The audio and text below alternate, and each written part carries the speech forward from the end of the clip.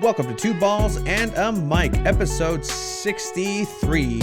We are here on a Monday where we have a lot of soccer to talk golazos this weekend all across soccer. We're going to talk about El Clásico. Real Madrid go past Barcelona, the arch rivals, 2-1 with an extraordinary goal from Benzema. We're also going to go over some Champions League because there were some great goals in there too, one by Mason Mount. And we're also going to go ahead and get into some San Diego Loyal. At the end of this episode, we're going to have a very special guest and an insider coming in to talk about all San Diego Loyal. We're also going to go ahead and get into the Premier League, Manchester United, Tottenham. Tottenham just can't catch a break. Yes, sir. Chelsea win. Manchester does lose. Liverpool come back with another golazo. And yet again, we want to go ahead and say, at least me here, right? We are second time we get to mention this. We have WrestleMania 37 this past weekend. Your boy, Bad Bunny, baby. your boy Bad Bunny did a thing. And we're also going to go ahead and get into a little bit of some baseball at the end as well, because something big happened or what? Very big happened. Oh, wow. Like monument. Like I cried. Oh, wow. I cried. Was something the Dodgers did like years ago? Okay, you know what, dude? Like, something like that, right? Relax. Something like that. I didn't tell you this. It's not on the show rundown, but Oh no. You weren't kidding about Grey's Anatomy. I told you. I should have fucked with you. Bato. I thought. I know what happens, but like this fool came after his wife died. Just ba ba ba ba. And La Reed. Ba ba ba ba ba. Episode season 6. The end of season 6. The shooter. Mr. Clark. Yes. Way. That's why I watch comedies. Who did he shoot? It's todos way. You know what it was? For those of you, again, sorry, tuned in for sports. I'm in the middle of watching a show that came out for 10 years, Grey's Anatomy. They got rid of the Mercy West merger. All the Mercy Westers se los chingaron, pinche Derek. It was an inside job, pa que veas. Inside job. Anyway, we're gonna go ahead and get into some of this soccer talk because we didn't mention it in the last episode. We wanted to go ahead and watch the game happen and unfold, and then talk about a clásico. So this happened last Sunday with Real Madrid 2-1. This had to be the most anticipated clásico in a while since Ronaldo has left Madrid. It's been 2 years, which is crazy to even think. Which the first clásico without Ronaldo, it was whack. Yeah, fucking whack. Then the next one, we didn't even feel like it was a clásico anymore. That rivalry wasn't there. Yeah. Until this one. Yeah. Where the table, so Atletico Madrid has fucked up so bad, where they've only gotten 17 points out of the last possible 33, giving Madrid and Barca a freaking chance to catch up. Not even give them a chance to catch up, to pass Atletico Madrid already on the table. So Real Madrid have been in great form. They've been playing great. They're playing great soccer in freaking Champions League and now in La Liga. I actually had them beating Barcelona as well in my mind, and people were telling me, no, Barca's playing great too. I'm like, hey, you know what? This is gonna be their first loss for in the league. Yeah. For 2021 for Barcelona, they were defeated in the league. Which is crazy. We're all talking all the shit about, well, it's not the same. Like this Barcelona, it's just not looking well. They're still dominating. Again, Atletico Madrid just fumbling it at this point. And that's what Atletico Madrid does. And that's what keeps them from being a freaking top club in the world. You can't choke like that. You can't do that. And the question has to be asked: Is Cholo the man to take him to the first place? Finish? He cannot finish, or what? He can't. Look, Champions League, he couldn't get it done. Have they won some Copa del Rey here and there? No, ¿verdad? Tampoco. I don't think so. No. It's been Atletico Bilbao, Barcelona. I will say though, keeping him in first, second, third conversation for this long is an achievement on its own, especially when you go up against the club Real now, Madrid, for sure, Barcelona. But still. But again, if there's a first and a second, there has to be a third, right? So it's always going to have to be something like that. So Madrid, Atletico, 67 points, 1 point ahead of Real Madrid. They have same amount of wins. They have one more draw. Atletico Madrid has over Madrid, one more loss. But it's a tight race, and it didn't even need to be a tight race. But going back to El Clásico right now, again, Benzema es un pinche crack. golazos de Benzema. I mean, Benzema es un crack. We said it before. regularnie jak Benzema- w tym meczu ligowym gracze Liverpoolu. Hey man, you're fucking loud. sorry. No, Jeez. no, no. Oh, you're talking to Frenchie Yeah, over yeah, there. Yeah, Frenchie. Yeah. I No, mean, so the thing with Benzema, he's underrated, and it kills me because Madrid fans have been wanting to get rid of this man they for really years. have. Yeah. And now that Ronaldo left, they saw Benzema shine. And And even what then, he and even is- then, they were still like, they're still doubting him, and Yeah, Benzema yeah. keeps proving them wrong every other turn. And this is why I fucking hate Madrid fans. They're like Man, American you know fans. what? Fuck you if you're a Madrid fan, because you're such a hypocrite. You'll say, fuck Benzema, this and that, and then he scores a goal, and then you fucking go and you straight up just like worship him like a god. How dare you guys? You guys are a disgrace. Disgrace. But here's the goal that he did score. So it was a 26th minute, 0-0. So I don't know how I feel about this not being at Bilbao, or like, I know they're not playing where they're at their home stadiums during renovations, maybe. But like, that to me, like, it's a little bit weird. Like, it's in a training ground. It's a separate, the separate facility for an actual Clásico. Like, I don't know how I feel So about that. we're gonna see a highlight for against Liverpool. Is this a highlight against No, Liverpool? that's against Liverpool. Oh, that is You're against trying to show Liverpool. the back heel, right? Oh, yeah. Yeah, no, good thing I caught that. Good man. thing you Hey, caught man. that. Hey, man. Fantastic. You But probably haven't. Just so many tabs open. I don't know. You keep up with that shit. yeah, I have. I You have guys would all see the the tabs. behind the scenes. Like, I mean, they could see all the the- tabs. Like, if they watch the YouTube version, shout out to at Two Balls and a Mic on YouTube. well, not right now. You'll see. I know, not right now, but you'll be able to see how many Tabs. tabs I have open on this. But again, it was. I'm trying to find el golazo de Benzema. I El wanna talk- taquito? Yeah. Yeah, that's against Barca. That was in a Clásico. So yeah, pinche just gol, pinche talk golazo. about the goal. Yeah. Who crossed the ball? Was it Asensio? I think it was Asensio. Pass from Asensio. This dude just literally like. I mean, dude, like, it's better to watch it than just explain it. It's like, how do you explain that back heel goal? Like it's so hard to describe it. Yeah, it really was. And again, it's not against like any type of competition. This is against Ter Stegen. Good catch, by the way. That was a really good catch now that I think about it. So here we go. It was in the 12th minute going into the 13th minute. Barcelona at the Clásico. Again, it's not the stadium. It's the stadium that we're talking about. It's a separate facility. Barcelona with their new uniforms. I actually like them. You do? The Barcelona uniforms. Yeah, I mean, it's same style. It's It's whatever. always the same style. Finding themselves behind. 14 minutes in. Lucas Vasquez. Vasquez with the cross. Look at that Oof, shit. just a back heel. Lucas Vasquez, a rolling. He's like, just the celebration, like, hey, man, how the fuck did I do that? Who knows? Jay Rude, what the fuck? So I mean, here we go. Like, where's Jordi Alba? Not to be seen.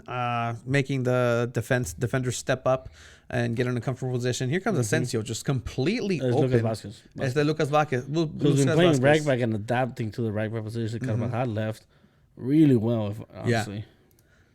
So yeah, what a cross too. 14 But minutes. Look, here's the who's that center mentality. back in the middle. Like, what the fuck are you doing, bro? Longlet maybe, but even then, like, look at where Benzema decides to, makes a decision to just pace himself and then go about it.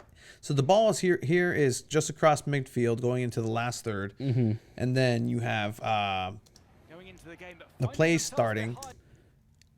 moving over to the right wing, but Benzema is in between 2 to maybe 3 players, arguably. Yeah. So you see Benzema just slowly starting, stopping, just knowing exactly what time 14 minutes and where to in. put himself in. Vasquez with the cross into the center. Back heel. Benzema with a deft little Like- back heel.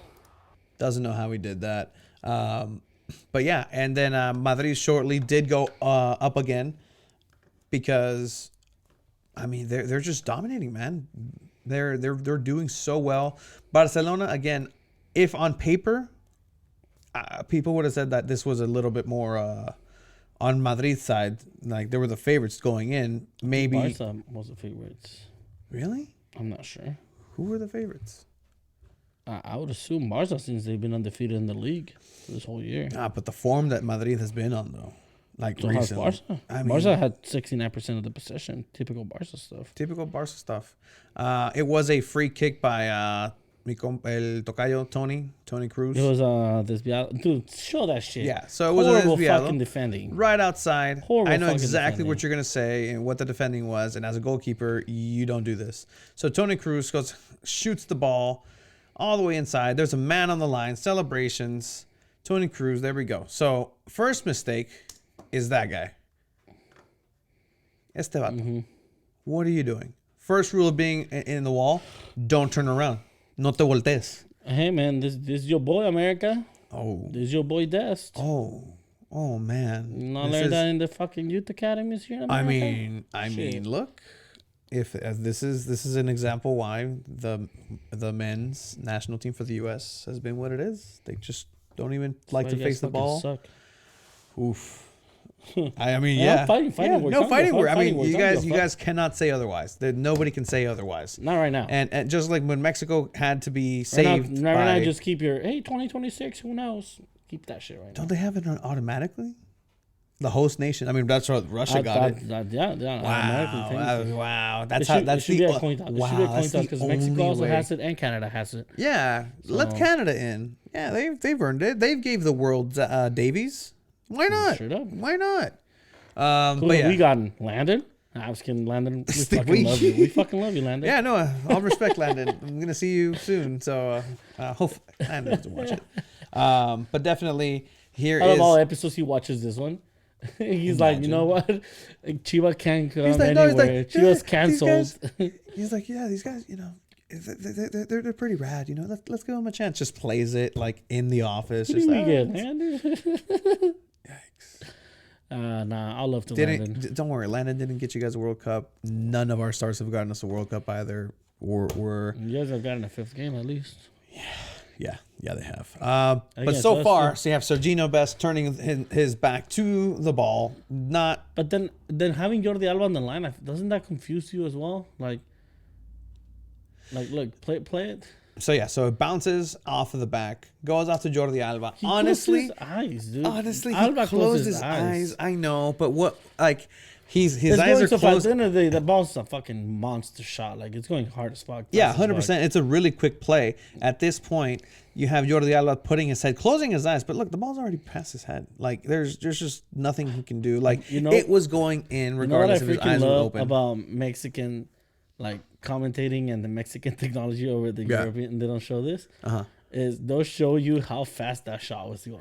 Oh yeah, like the And they don't do- kilometers. yeah, Like and they don't do that in Europe. That's amazing. That's very interesting. I think that's what MLS should start doing, because because they'll always show the distance, yeah, but they also show you how fast it's going. yeah, exactly. Kilometers por hora. Yeah. Or metros por hora, like stuff like that. Yeah. No, that's actually a good idea. We should get to technology here at Because Two Balls that and a ball Mic. is I'm gonna figure easily that going, what, like 40 miles an hour? out. Bambergisa. Bambergisa. Yeah. Yep. Good stop. Yeah. So we- I was about I caught myself. So yeah, so it goes past Pinche Jordi Alba. cañonazo. Cañonazo. It does bounce off him. It's a difficult shot. But, you know, at this point, when, oh man, Bertem was just playing so well. Like, Ter Stegen's a Ter beast. Stegen's playing well. Everybody was playing well. Real Madrid get out of this one, 2-1. They So try you're to a come back. Messi. So you're a Messi. Now the question's I being am a asked. Messi. Yes, Yeah. I am a Messi. The question's being asked again. Like, oh man, I couldn't beat Madrid. We're in third in the league. We're in Honestly, I was Champions thinking, League. yeah. Man, am I gonna end up staying? Am I gonna just leave? Where am I gonna go? I would've thought- Man yeah. City can't afford me. Guardiola just said he can't afford a striker. How are they gonna afford Bullshit, me? The fuck?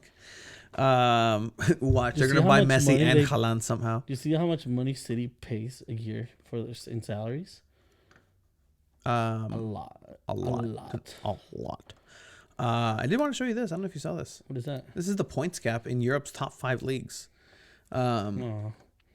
So Hey, the La Liga race, we're always talking smack about it. yeah, 100%. And look, so we have EPL with Manchester City all the way up to the top. There's leaders. So as of April 6th, 2021, you got to go minus 14 points to get the They next drop points this competitor. weekend, so we have a chance. And sure, there's that. La Liga, we have, again, Atletico Madrid up top with 66 points and then 65 points, I believe. Just one off.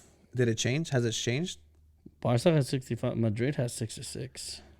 Exactly, as of April 6th, 2021. This is just an example of how close these races actually are. Because I mean, okay, So right now, technically, it's flipped. It's flipped Barca and flopped. on -2 and Madrid on -1. Yeah.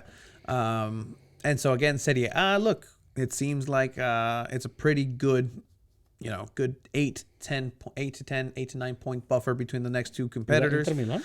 Bundesliga is actually Where's looking. Juve at? How many points? Damn, 12 points. Yeah. If you look at the Serie A right now. That's crazy, man.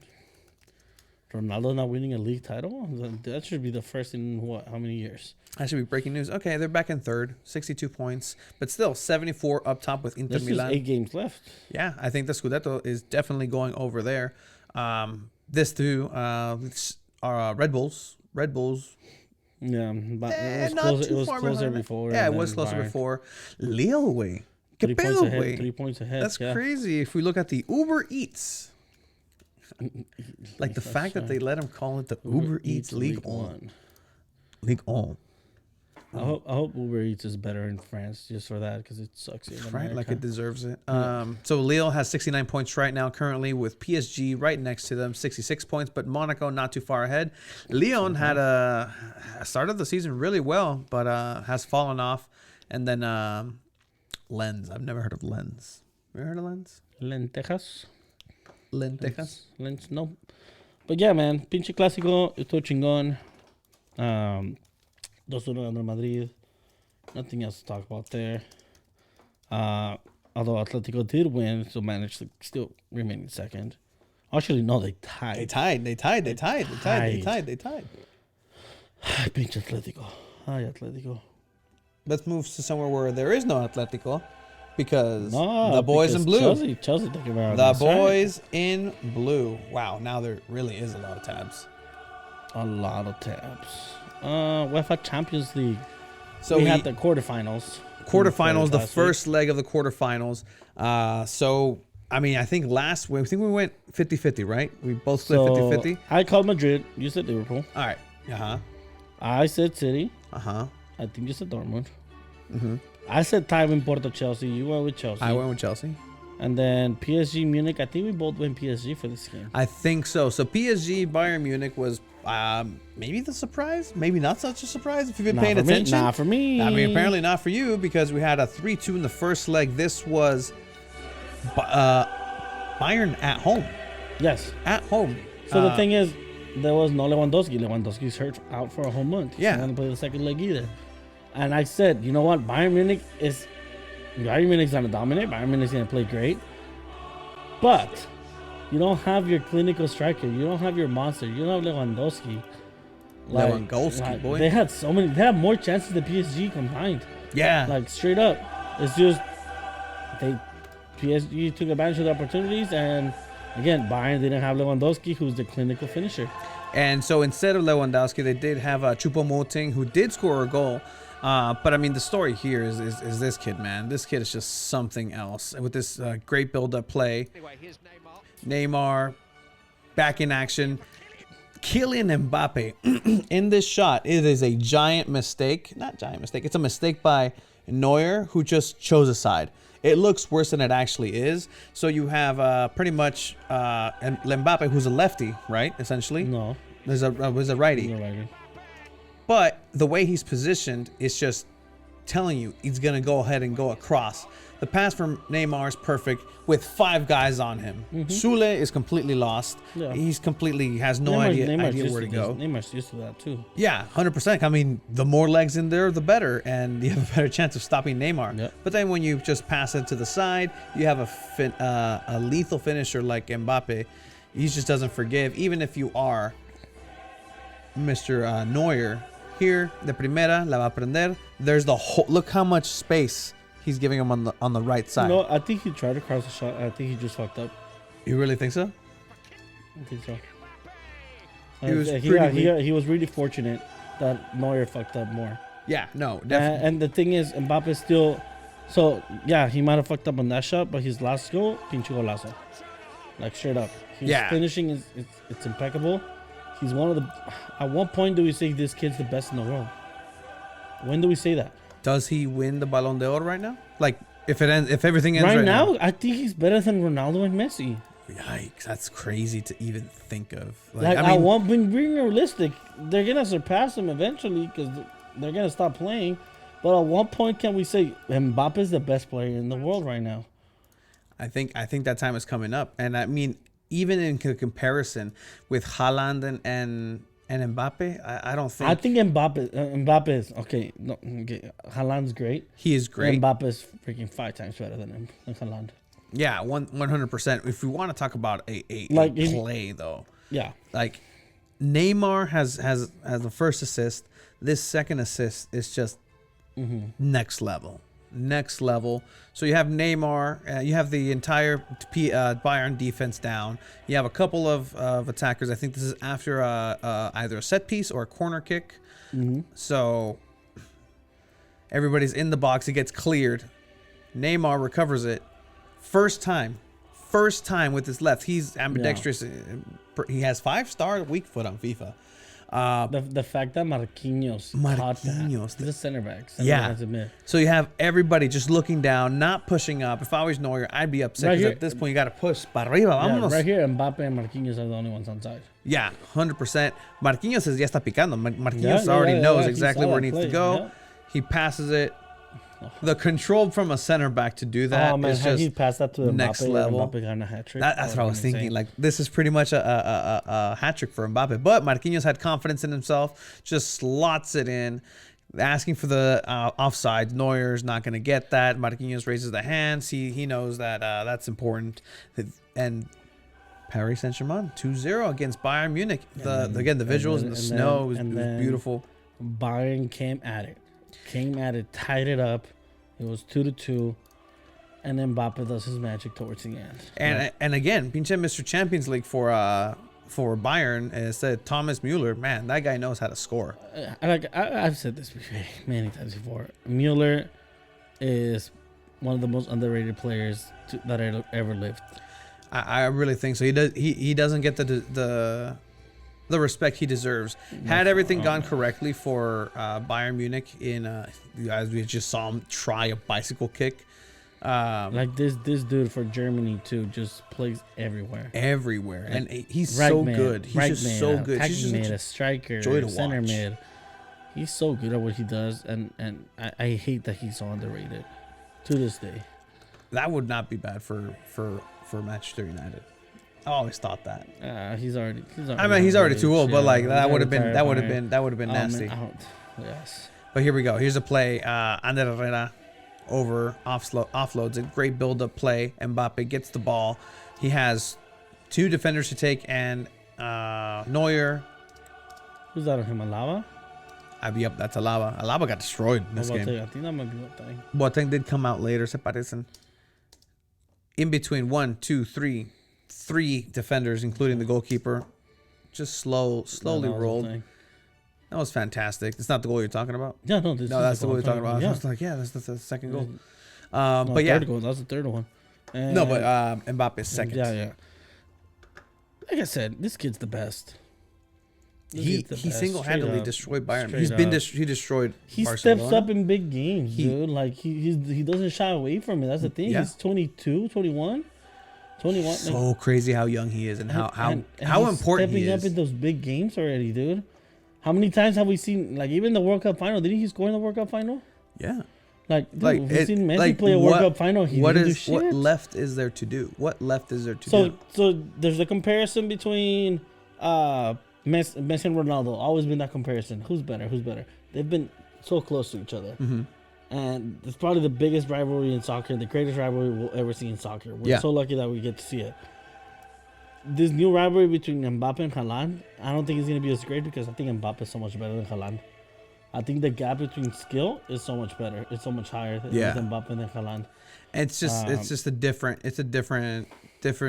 way of doing it. Just like that's what I like about about Mbappe. It looks like, yeah, he works hard at it, obviously, but it's just that natural talent. Yeah. Haaland también. But I feel like Haaland is the way his game is. He has to be strong. He has to be fit. He's naturally like that, but he also has to work at it too, more than Mbappe has to work at his craft in order to do I can see that. what Mbappe is doing. It's fun. I'm really glad that we do have the continuation of some sort of storyline. I'm glad we have some great players to look forward to. Straight up. And then pretty soon, in a flash of an eye, it always happens. So the other game we had They're on gonna Wednesday, be the old guard at some Chelsea point. versus Porto. How about 2-0. how about them Blues? Mason Mount, Chilwell scoring for Chelsea. Yeah. At away against Porto, which is not an easy thing to do. So props to Chelsea. So I mean, I knew it. So I get knew back on it. Chelsea. Sometimes you guys are trash. Sometimes you guys play great. This is the same team that Lampard's had the whole time too. Like, this is the team that Lampard built. And So are you really gonna say like, oh, it's because the tactics that and the way that Tuchel's coming in? I don't know. Like, maybe the team just needed more time to don't know. gel. I don't know. It's the same team. And he's playing the same. He's playing not necessarily the same, but he's giving. I don't know. I'm still gonna always hate that Lampard could have been really good. Maybe not given enough time. Whoa. Don't roll out Lampard. Yeah, he just needs to go and get more experience. Yeah, no, he could definitely come back. I mean, Mourinho came back with The way he Mourinho put this team won. together was amazing. I just don't think the players respected him enough as a coach. Well- Yes, you respect him as a player, Mhm. but as a coach, like, what does he really know? Like, He you're was Thiago coaching Silva. at Derby. You're Thiago Silva. You're almost the same age as this man, Isn't that crazy? and you're like, hey, man, like, what do you bring to the table as a coach? When, yes, you are a great player, but how great of a coach are you? This is a great play by Mason Mount. That's Like, it. if I didn't catch this game. you didn't catch this game, so this is a still 0-0 here against No, 'cause Porto. I was busy watching a better one. Okay, fool. You didn't want to watch a good play here. So look at that turn. Your classic FIFA turn. I like it. Beautiful classic FIFA turn. This center back just gives himself poor up. guy just dove in. Yeah, absolutely. You see, Just I think throws it Mbappe down. meant to shoot it like that, and he just He fucked just up his messed it shot, up. and it went through. I could see that. I It could see happens. that. It happens. Um, And because he messed up, Ter Stegen was like, or Neuer was like, oh man, he didn't cross the ball how I thought he was, and he just went through his legs. Yeah, and Porto, they have a pretty good similar style, but I think this is a little bit too much. The Chelsea the team and attack that they have right now is just lethal. There's a good chance. I mean, I said it. I know a couple you don't of want to weeks ago. sound so hopeful. I don't want I to sound. love too- it. I love it. I You don't wanna wanna- sound hopeful. You don't want to be like, we're gonna fucking take it. We're gonna fucking take it. 'Cause I know did you know say you- it though. I did I say know, it you though. did I say had it. said. I You said have that said we're it. gonna take it. I didn't say it like that just yet. But there's still a lot of game to be played. But if you two don't away say it goals- with confidence, I'm not gonna buy it. I'm not gonna believe you. I know you mentioned that, hey, we're gonna win Champions League and this we're and gonna that. win the Champions But League. you haven't said it. Hey, motherfuckers, we're gonna fucking win Champions League. And I can even think about way episodes back when I was just starting to talk about like El Chelsea. We're gonna need when receipts. they fired. We're gonna need I'll receipts. find them. I'll find them. You find your receipts, I'll boy. find them. You And I find said, them, you show it I to us, said, and we'll watch, believe you. Watch, we fired a manager. This guy's gonna come in the Champions League, just like when Napoli and Di Matteo did it. I They're gonna remember go. that. See, I'm telling you, you remember that. remember it. So I was telling you, this is gonna happen. Just watch. I didn't think Yeah. it would actually happen, to be completely honest. I remember- But here we are. I remember you saying, "Hey man, they get to the final against PSG, Tuchel versus PSG." That was not too long ago. But Oh, even like. dude. I had like when they fired Lampard, I was like, "Vas a ver, esto va a pasar, que no sé qué." Like, I can't believe I played that version when I had this version, the prettier Oh my version. god! It's all good. That's what happens when you have 20,000 tabs. This should just Yup. be the tab show. Yeah, man, Chelsea's surprising people. Well, not really surprising, but surprising Porto at home. And then we skipped over the Tuesdays games for some reason. I think you were too excited to talk. I was excited for Chelsea, man. And 'Cause Chelsea. That's the only thing we need to talk about. We have Madrid versus Liverpool. Great matchup. A lot of people were rooting for Liverpool. By the way, stick around to the end of the episode. We do have a San Diego Loyal Insider talking to us, so stick You around don't to want to that. miss that. Pretty great info. Yeah. But Vinicius Jr. proving to be useful for Madrid. A lot of people don't like him anymore. Did you know that that apparently Barcelona got snubbed for him? He was supposed to go to Barcelona. He got Pedro? Yeah. They got He got John Obi Mikel. That's shit. very much before your time. I remember Mikel. No, I know, but like Yeah. he had signed with Manchester United. I know. I've read the stories, bro. But yeah, Vinicius Jr. scoring 2 goals. Asensio scoring. Again, ¿Qué le está pasando? What the fuck is this Liverpool, bro? Like, again, like it's the Van Dijk effect. No Van Dijk. And the thing that blows my mind is that it really is just that. yeah. This man makes such a difference in that back. He's a Ballon d'Or contender. Like, if we're talking about that conversation, like, fucking Mbappe, crazy. if it was to end right now, it would be to Mbappe. But who knows if Van Dijk was in there? Like, It's insane how would be much he of a and Van difference Dijk. that makes. But dude, that's a problem for the team. yeah, If you depend so much on this one player, what the fuck is that? Like, really? That's not a good thing to depend on the player so much. Yes, it's Van Dijk, he's a monster, but anyone gets hurt. So, I mean, there's a lot of things that Liverpool need to fix. But again, Real Madrid is still doing what Real Madrid does, and And the thing That's a Liverpool's gonna have to dangerous do side. is go the Man City way and buy players that are top level on their bench. true. Like True. look at City. They have Cancelo, they have Walker, they have Mendy, they Just an have abundance of riches. a bunch of different players at our top level. And dude, I want to talk about that player No, later. definitely, Yeah. and We're still talking about Madrid. So yeah, 100%. Props to Madrid. They ended up winning 3-1. Freaking Liverpool are no bueno. And So we want to move into the Man man, City, yeah, Borussia 'cause Dortmund. So Liverpool's yeah, too sad. there was some controversy in this game. yes, fucking Man City. I Okay. fucking hate him with all my heart. And But they play so They're- well. but they're so fucking good right now. Good, bro. but there was a play that could have changed everything. They still ended up tying it, but this would have been a 30-something minute. And you told me you understand why the ref didn't call it, or why he called that. yeah, so That's bullshit. But VAR should you're have played a fucking- role. No. VAR okay. should have played a role in that. Yeah, okay, I could see that. So what ended up happening is a through play. We have Borussia Dortmund. I think they were losing. They were down at this point. And then ¿cómo se llama? Bellingham, right? Jude Yeah. Bellingham. That guy has to be British, right? Has to. Has to. Want to be American. No, they have enough of those. I've never met an American named Jude. Hey, Jude. English professional soccer. I was right. 17 years old. Oh, damn. So this kid, man, this kid gets absolutely robbed from an opportunity.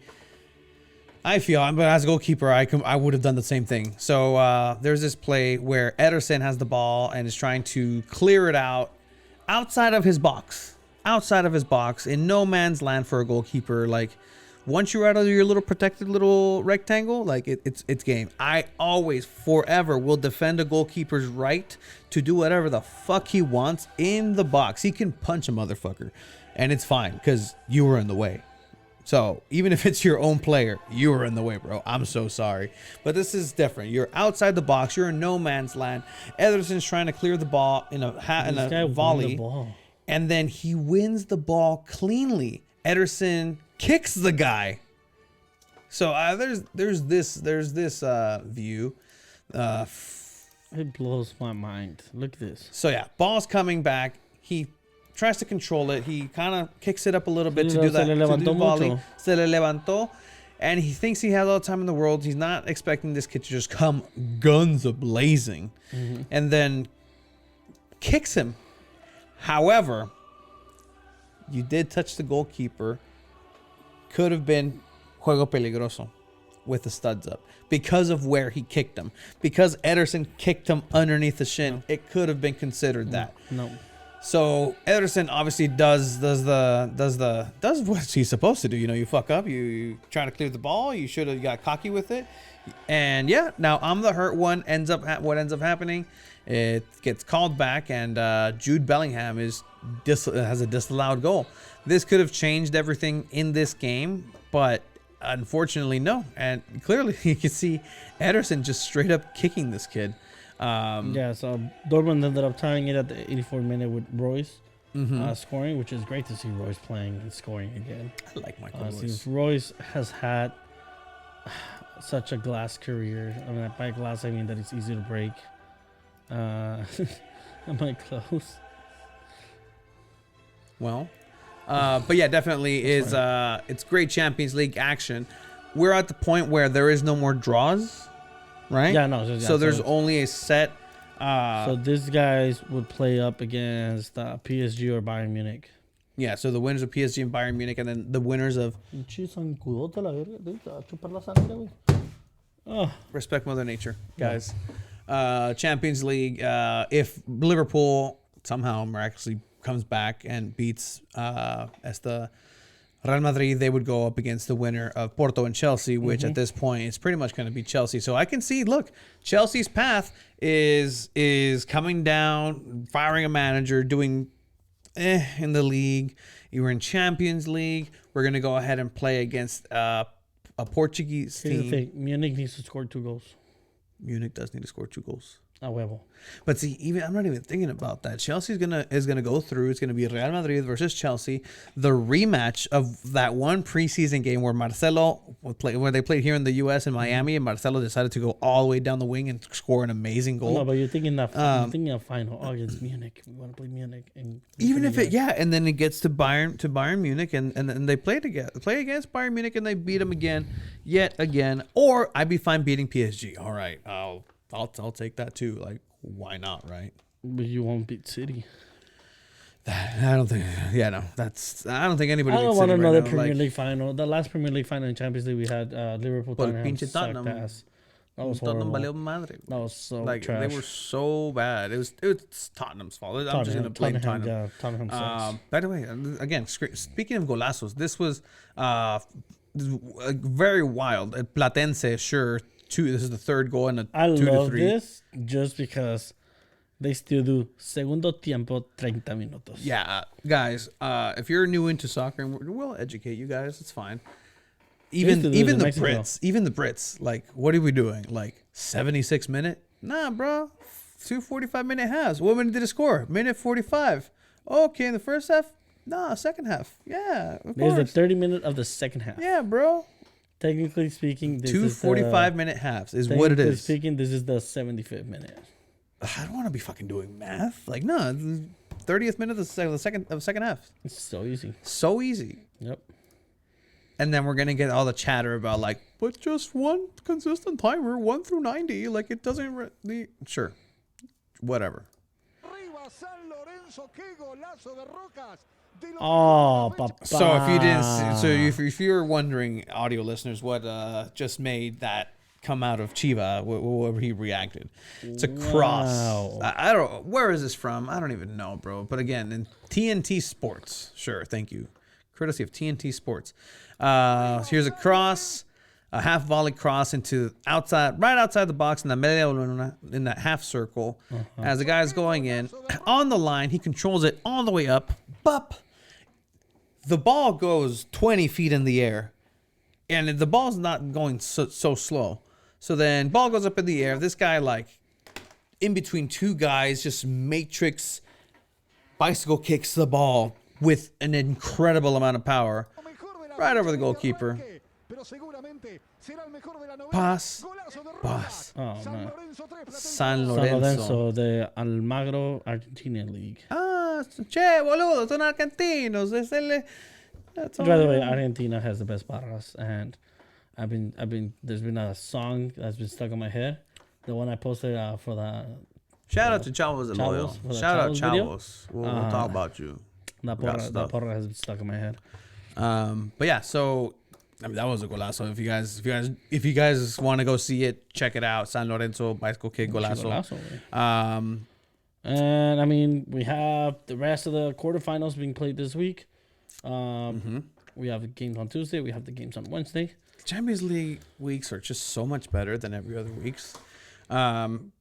we tomorrow. Who plays tomorrow? I think Chelsea plays tomorrow, right? So Chelsea does play tomorrow against Porto. Don't fuck it up. It's gonna be at home, Stamford Bridge. There was a time where like that was just a gimme. What? I think Porto is gonna Fuck off. No. like catch up, and then Tecatito is gonna be like, "Fuck you, Tony. Fuck off. Te voy a meter el gol para ganar con Tecatito." And Tecatito's gonna crush all your dreams. I would hate that so much. Like again, like I hate cheering for Mexican players that are playing against Chelsea or Chelsea's gonna take it. Predictions. Chelsea's gonna take it. It's gonna be a 1-1 tie. Okay. It's gonna be a 1-1 tie. Chelsea's gonna go through next round. PSG, Paris Saint-Germain. I think Chelsea. Oh yes. I think Chelsea wins. Okay. I think. Oh, you know what? I'm gonna make it interesting. I think Porto wins 1-0, and then Chelsea just like the most cardiac, fucking lose, 20, why 30 not? minutes. Why not? All right. If I'm right, down I'm with that. a G. No. What the fuck? So we got PSG Munich. I think PSG is gonna win 2-1. So you're still gonna go just PSG wins just again, choo 2-1. Paris Saint-Germain. Yes, All the way through. Okay, I see that. 2-1. I can definitely see that. PSG advances. Let's talk about Wednesday. We have Liverpool, Real Madrid, La Remontada. Aggregates 3-1 right now. Madrid, they're in such a great. They're in great position. They're just in great momentum form in the winning the Clásico. I'm gonna go with Madrid winning. 2-0. I say. You were gonna say 2-0? Yeah. 2-0. Liverpool would be. I mean, again, Liverpool's I best. think Liverpool scores one. I think 2-1. 2-1? 2-1. It's gonna be similar, maybe 3-1. But it'll be similar. Madrid advancing. And then here we go, 2-1 aggregate. Borussia and Manchester City. This would be interesting if Borussia has the chance to do something very interesting. They can not destroy. They can eliminate Manchester City, who they're gonna win the league anyways. Who they're in the FA Cup final. Who can potentially win the treble this year. Borussia can stop that, and I think the one person on this team, I think we all know. Borussia needs is a 1-0 game, Yeah, and man, it's possible. It's possible. I'm going. Dortmund wins the game. Dortmund advances. Yikes! I'm gonna go Man City. I'm gonna go safe bet. I'm gonna go underdog in this one. Okay. Yeah. No. I mean, it's a good story. It's a good team. Good players. I don't know why. Marco Reus I don't is know in why form. I'm feeling it. City just lost over the weekend. They always choke in Champions League. They do. They really do. I'm going underdog. I don't know why. I have a feeling. I just have a man. weird feeling. That If that happens, me cago. That'd be great. that actually would be pretty good. I mean, for world football, I mean, I don't think anybody other than Manchester City and FMIR like Manchester City, anyways.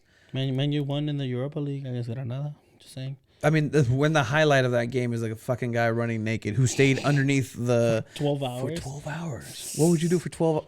What would you do? Okay, let's. If you're naked for 12 hold on. hours underneath. Was he though? Was he naked for 12 I hours don't underneath know. there? I want to say no, but I don't know. Where was it? ¿Dónde estaba esa madre? Granada. Granada. And apparently that guy has done it before. I mean, gonna see Granada weather in Granada, Spain right now. 73, a low of 51 degrees. So 51 degrees is pretty chilly. But I mean, if would you be naked underneath there? Is his clothes still there? Like, these are questions that need answering. El vato tenía un bosque ahí abajo. But you know what? He needed some manscaping down there.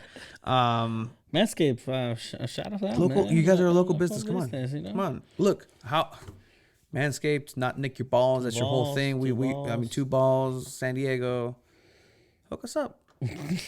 Check it out. But yeah, I mean, moving on from Europa League, nobody wants to talk about that. Yeah. Right. Premier League. So, La Premier. we have a friend over at Loyal Headquarters, Mr. Weston. Yeah, our buddy He texted Weston. me last week. Hey man, you Tottenham next week. Let the shit talking start now. He really dared to say that. He really did. And I was like, hey man, you guys Like, barely really? beat, you guys barely tied Newcastle, relaxed. And then he responded 6-1. What? That's boy. they beat us at the beginning of the season 6-1. I know. So I'm like, like okay, you know what? I'll give you that. They started off hot. They started off beating us 1-0. And what do you think? By the way, what's going on with this whole like Son thing. Do you know anything about that? Son? Like Son, like que según que son racistas, like Korean Man, you? something. Like maybe Mourinho. I'm not sure. I haven't heard. I didn't hear. I'm anything. not sure. So Manchester United did go up first with a goal to your buddy. Yes, it was disallowed. Oh, that's right. Oh, I'm sorry. Because of a foul on Son. Oh, I'm so sorry. So when your arm movement is when you're running and the player moves your arm and then it hits you in the face because you moved his arm. That should not be. That sounds like a foul and a cardable offense on, if I'm being honest. So you have the goal from Heung-min Son with a good pass. Lindelof. Look at Lindelof here. What is he doing? Like, what's going on here? So you got the pass. I don't know what he was. It's a good pass. It's a good pass. You want to disrupt right there. If you can get a control, maybe you can get a shot on it. That If was you're a Harry great first Kane. touch from Kane. Yeah. That was a great touch. Whoa, what happened? Whoa. Too many tabs. Whoa, too many tabs. Whoa. Whoa.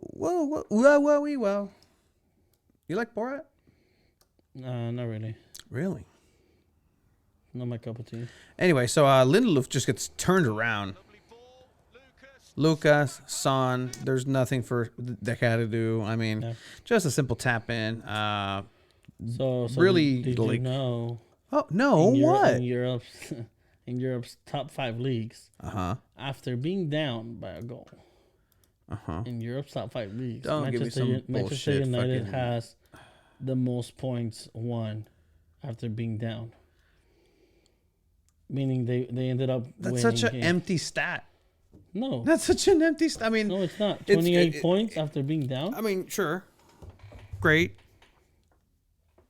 But it's a great stat. What? I mean, in and of itself, it's a great stat. But when it relates to the bigger picture, It's a great stat. it's like that stat about Ole beating Mourinho, Pep, and all these guys, all these wonderful managers. It's like, cool. When was the last time he won a semifinal? When was the last time he won a final? What real hardware does he have? What real hardware does Manchester United have recently other than the Europa League? You're hating right now. I am definitely hating, and I'm definitely unimpressed with everything Manchester United's done since Fergie was there. 100%. Wow. Since Fergie The was there. disrespect is real. And that means that includes Mourinho's time there. That includes it. And that's my favorite manager, man. But yeah, so it did get tied up. Ole, That was a great play. That was a great play. Cavani with the goal. should have finished that. Man, Cavani is gonna be missed when he goes to Boca Junior. Fred is by far one of our best players right now. Yeah, he really is. He's been working. Even the Community COVID Shield, Fred was showing up. He has been working, bro, and you can tell. Great And pass. I'm glad that he finally was able to score in the Great Premier League score. because he deserved that goal. Yeah, he's been pretty good in Europa League. Like he's been decent, serviceable there. Yeah, and then you had Cavani scoring the second goal. What a great cross from Greenwood, giving them this 2-1 lead. Again, Cavani, he will be missed for sure. What are you guys gonna do? Like, ¿qué pedo? Martial will be here. You know what? We're gonna Martial is out the rest of the year, right? I know, yeah, but he'll be back next season, and then we're probably gonna sign Lautaro. I wouldn't mind Lautaro Martinez. A younger Cavani. I like it. I like the move. I rate it. I hope they go for him. So you have Manchester United coming with the ball, still 1-1 at this point, 78th minute. Wow, what a fantastic play. Good cross first time, the Palomita. I mean, that's Artillero, just 100%. That's that South American striker, right? Yes, sir. That's fantastic. And so you guys... Did you see that nutmeg by... Yeah, no, that's how the play started. That's how the play started. Like, our boy Bruno Fernandes. oh, shit, I closed it. Did it again. Anyways, and then the Greenwood scored in 96 minutes. 3-1. You want to know who was killing it? Jesse Lingard, man. Jesse Lingard. ¿Qué pedo con ese morro, güey? Lingard. This is all planned for Manchester United to keep everyone else from making Champions League. Manchester United are pure geniuses.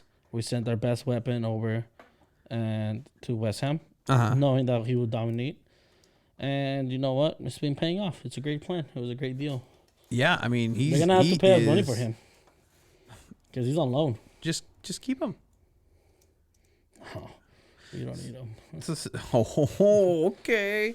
I mean, You really don't need I mean, who on the squad can, other than Fernandez, can give you this? By 4 now and kept alive by Sofal. First time shot, just Pinche suerte, flipped vato. in. Suerte, luck. What the Suerte, fuck are you vato. talking about? The fuck? Suerte. Look at that smile. This man Does is that keeping smile- your team does- from making Champions Does League. that smile? Look, it's fine. He'll still score, and Chelsea. Don't worry about yourself. All right, worry about your Europa ass self. All right, We're we're great. chilling in Champions League, and we're chilling doing what we're we're- doing. You mind your own beeswax. All right. Yeah, you're chilling Alright. in Champions League right now, but you won't be there next season. Next season, what the fuck? We're gonna win it. Of course, we're gonna be in the next season. Y'all can do whatever the fuck you want. All right. Oh, man. Jesse Lingard, look, a smile. Would a smile like that be from a goal that was pure luck? I don't think so. Good. Boom. He knew what he was doing. What is that goalkeeper doing? That goalkeeper is admiring a fantastic strike is what he's doing. Like that's what's happening there. Like there's nothing that man could have done, even though the ball literally rolled 2 fucking feet next to him at 0.2 miles an hour. Saca la pierna, saca la See, pierna, wait, vato. like it really could have been that easy if you really think about it. Saca la pierna, güey. Or just like literally just fall. Just Oh, man. fall You to have your just stick your side. leg out and you block that. and no, you fall and you hit the pole. That's how close it is. You hit the post. Like You hit your head and then career's over and you wear a helmet like check. career renaissance. Like check, what the fuck? Be the greatest Well, European. will you be just like check? I don't think so. But definitely. Do you think he took something to eat underneath the stands? Oh, fuck, I don't know. Like it's a couple of hours, bro. And what I if, would- he was, I what if he would. was naked the whole time? It couldn't have been, right? There had to be like drugs in there. If he was naked the whole time I wonder if he took like acid or shrooms. and just stayed down there and just like tripped the fuck out for like at the tarps. Okay. What's the whole reasoning though? Is he making money How out of though? it? How does Is he he gonna make money out of it? I don't know. I hope he has a YouTube channel and I hope he made money off of it. Hey guys, today I snuck into a Europa League Champions. No, va a ser, hola amigos, vosotros aquí estamos en Granada. You You saw know, that like guy. Do you he- think that guy really speaks like that? I think he's estaba ahí yo. Estaba ahí. Does he even speak? Step out right. A mute. Look like a caveman. Our buddy Weston's very sensitive to the mute population. Sorry for that day. Mute. No, but what killed me was the comentaristas from Univision. When they saw it, and they're like, oh, epa, este pa' quién juega? It was funny. Like the reaction was pretty hilarious. Yeah, definitely. I mean, And then, I mean, if we want to go into, real quick, your boy Bad Bunny just absolutely destroyed it at WrestleMania. I just want to show this Canadian estoy destroyer. en mi peak. This is a fantastic move. It's weird how much Bad Bunny's brought us together. Like you said, oh, he's an artist, and I'm just like, hey, he's all right. But then he started doing this shit, and I'm like, hey, man, Bad Bunny Bunny's the shit. is the shit, bro. But look at this amazing, just Canadian, wrong one. How is he doing? I want to see you do that. God, are you kidding me? Okay, I've seen it all now. Does a falcon arrow, just a beautiful falcon arrow. I know pretty much every single wrestling move by name. Really?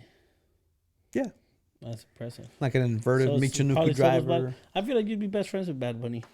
Neta, vato, like neta, I would be best of friends with him, like the best of Just friends. with the love of WrestleMania and WWE. Wait, I played Toy Story with him. Like that's when he won me over. Like when that guy started playing with Toy Story at the beginning of the pandemic. Hola, man. Woody. Yes. No, This ¿tienes guy- papel this de guy, baño? if you guys don't know Papel de Bad Bunny, toilet? he's been dropping albums left and right, and then he just recently dropped his album at the beginning of the year, and it's his last album. He's actually retired from music. Yeah, because he's a full-time wrestler, bro. He's fantastic at it. He's making. Just announced his last tour, probably ever. So You know how? Did you see how he announced it yes, with Triple H, yep. bro? I'm telling you, like, This guy's living the dream. Like for every little for I'm every gonna little have to- kid I'm wrestling. gonna have to buy tickets. Like, let me just tell you, like, there's been hours of conversation that I've had with multiple people of doing this. Here, take your paper. Here's a pen. Write 1 through 10. We're gonna do top 10 wrestlers or what? top 10 wrestlers, top 10 finishers, top 10 wrestling belts, top 10 Hell in a Cell matches, top 10 tag teams, top 10, just hours. And we talk about, oh, what's your finisher? What would you do? Bad Bunny got to live all that. He did the creative wrestler on himself. He made his entrance. He made his entrance song. There was pyro. There was moves. He probably told John Morrison, I want to do, yo quiero hacer este movimiento de Canadian Destroyer. And That then, is not a Puerto Rican accent. no, it's a Bad Bunny accent. That's not how he talks. That's exactly how he talks. No, it does not. That's wrestler Bad Bunny, not the real Bad Bunny. No. Boy, me pick. Anyways, this man dropped an album that says called Yo hago lo que se me da la gana, which means I do whatever I want. And this man is living that by heart, man. In the middle of a pandemic, too. Like, he does whatever the fuck he wants. Shout out Bad Bunny. Shout out man. WrestleMania. WrestleMania. It's going wild. We'll talk WrestleMania if you want. Whoever, whenever. I did find out. I didn't think I told you this. When I went a while back to the Loyal store, I spoke with Mr. Ryan. Mm-hmm. Dude, like, beautiful, just this intellectually fulfilling wrestling talk with him. Like, intellectually fulfilling. Like, he gets it. He gets it. I definitely don't. So Also figured out that he's the one that does the wrestling gifts. I knew there was somebody on the inside like really understood it. So I'm glad that that's a thing. So Tati's got hurt. Fuck you. God, okay. Well, I guess we'll start with baseball. Woo! 2 balls and a strike. 2 balls, 1 strike. Whatever the fuck we want to talk this segment. So we'll do a little bit of a wrap around or a whip around the MLB because again, there's so many games per day. Yes. So that's what makes it difficult to talk about baseball in this sense because there's so many games. You know, were we really going to talk about everybody last else? Episode? I said, God forbid, there's an injury. You really did. And I said, knock on wood, and I knocked. This fucking table's not out of wood, I guess. It's 100% wood. Like this table is heavy. So I knocked on it, hoping no injuries. I get home, I check my phone. It was in that same day, wasn't it? It was that same day. Man. I'm like, oh, Tati's got hurt. Oh, I saw him swing that bat. I was like, I called you. I think I was editing this episode. And I was last episode. hey, Tati's got hurt. And you're like, shut the fuck up. Like, no, he didn't. Yeah. And I'm like, no, for real, dude. Like, he just like swung because it was the second inning, right? Yeah, it was early, and I was like, dude, he like swung the bat and hurt his shoulder. And you're like, no, he did not. I'm like, no, he didn't. And I was like, this was bullshitting. You're like, you were bullshitting me. And he I felt so bad. I'm sorry. I'm trying to find you knocking on wood. You can't find you knocking on wood, but you did 100% say that. Yeah, I did. Le echaste la sal al pobrecito de Don't Tatis. show people that. People are gonna hate on me even more now. Is this when you did it? Like, people already hate me. I mean, it's fine. Like, I don't know what the fuck are you doing there, but I'm playing with the fucking roadcaster. But that's one of the things that definitely soured the week in baseball for me at least.